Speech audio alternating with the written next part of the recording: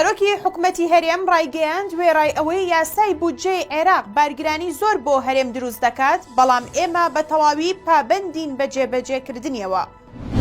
وەزارەتی ڕۆشنبیری حکوومەتی هەرێمی کوردستان بڕیاریدا ئەو بەرنامانەی تایبەتن بە کچە مۆدێلەکان ڕابگیرێت. بە تۆمەتی تاوانی دژ بە مرۆڤایەتی لە فەڕەنسا سکاڵای یاسایی لەسەر عادل عەبدولمەهدی تۆمار کرا. سڵاوتان لێبێت، هەواڵی ڕۆژتان پێشکەش دەکەم. سەرۆکی حکوومەتی هەرێم ڕایگەیاند پێویستە حکوومەتی عێراق پارەی 3 مانگی سەرەتای ئەم ساڵ بۆ هەرێم بنێرێت.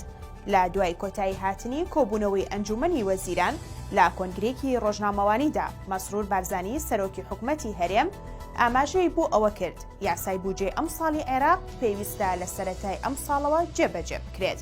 بۆیە داوا دەکەن عێراق پارەی 3 مانگی سەرەتای ئەم ساڵ ڕەوانەی هەرێم بکات. باسی لەوەش کرد وێڕای ئەوەی یاساکە بارگرانی بۆ حکوومەتی هەرێم دروست دەکات، بەڵام حکوومەتی هەرێم ئامادەیە هەموو ئەرکەکانی سەرشانی خۆی جێبەجێ بکات و لە بەرامبەریشدا چاوەڕوانی جێبەجێکردنی ئەرکەکانی سەرشانی حکوومەتی عێراق دەکەن. ئەو بابەتانەی کە لەگەڵ حکوومەتی فدرالیش گەیشتونێتە ڕێکەوتن بەپێی یاسای ئەم بودجەیە، دیسان بار گرانیەک لەسەر داهاتەکانی هەرێمی کوردستان دروست دەکات. داوا لە حکوومەتی عێراق دەکەین بۆ ئەوەی ئەم 3 مانگەی کە تێپەڕیون بێن ئەو بەراوردە مەقاسە بکەن، بزانن چەندی لەسەر کێ دەمێنێتەوە، ئەو باکەکی کە دەمێنێتەوە بدرێتەوە. دواتر ئێمە هەروەکو باسیشم کرد ئامادەکاریمان کردووە لەگەڵ هەموو وەزارەتە پەیوەنددارەکانی حکوومەت ئامادەکاری بکەن بۆ دابینکردنی التزاماتی خۆمان.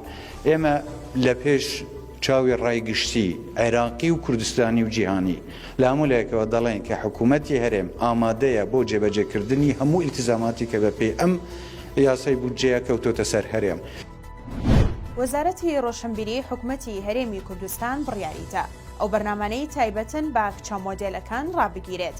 لە نووسراوێکدا کە بۆ کەناڵانە نێردراوە ڕۆژانە دیدار و چاوپێکەوتن و بەرنامەی تایبەت لەگەڵ بەشێک لە هونەرمەندان و ئەو کچانەدا ئەنجام دەدەن کە خۆیان وەک مۆدێل ناساندووە. بڕیاری داوە ئەو بەرنامانە ڕابگیرێت. هەر لە نووسراوەکەدا وەزارەتی ڕۆشنبیری ئاماژەی بەوە کردووە ئەو بەرنامانەی کە زۆرێک لە گفتوگۆکانی نەشیاون پێویستە لە ماوەی 1 هەفتەدا ڕابگیرێن. ئەمەش لە کاتێکدایە بەشێک لە کەناڵەکانی ڕاگەیاندن ڕۆژانە بەرنامە و دیدار و چاوپێکەوتنی تەلەڤیزیۆنی لەگەڵ ئەو کچانەدا دەکەن کە خۆیان وەک مۆدێل ناساندووە و بەشێکی زۆریش لە هاوڵاتیان بەرنامەکان بە نەشیا و وەسف دەکەن و بەردەوام داوا لە وەزارەتی ڕۆشنبیری دەکرێت کە ڕێگری بکە لەو جۆرە بەرنامانە. ڕێگا بە کازم فاروق نەدرا بچێتە کۆبوونەوەی پەرلەمان و لە بەرامبەریشدا ئەو پەرلەمانتارە دەڵێت دەبێت تا قیامەت چاوەڕێی داوای لێبوردن بن. دوای ئەوەی ئەمڕۆ ڕێگە نەدرا کازم فاروق سەرۆکی فراکسیۆنی نەوەی نوێ بەشداری دانیشتنی پەرلەمان بکات، ئەو پەرلەمانتارە لە کۆنگرەیەکی ڕۆژنامەوانیدا ڕایگەیاند دەبێت دەستەی سەرۆکایەتی پەرلەمان تا قیامەت چاوەڕێی ئەوە بن کە داوای لێبوردنیان لێ بکات. کازم فاروق وتیشی سەرۆکایەتی پەرلەمان مافی ئەوەیان نییە ڕێگریم لێ بکەن، من ئەندامی پەرلەمانم چۆن دەکرێت هەر ڕێگەم پێنەدەن بچمە ژوورەوە.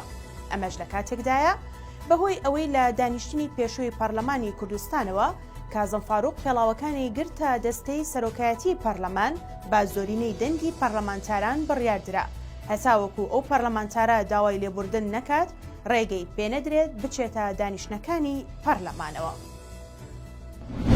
بە تۆمەتی تاوانی دژ بە مرۆڤایەتی لە فەڕەنسا سکاڵای یاسایی لەسەر عادل عەبدولمەهدی تۆمار کرا.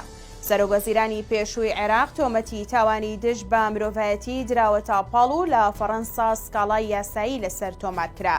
5 خێزانی عێراقی لە فەڕەنسا سکاڵای یاساییان لەسەر عادل عەبدولمەهدی سەرۆکوەزیرانی پێشووی عێراق تۆمار کرد.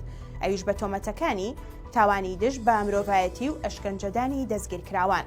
سکاڵاکە لە 80 لاپەڕە پێک دێت و ئاراستەی دادگایەکی پاریس کراوە.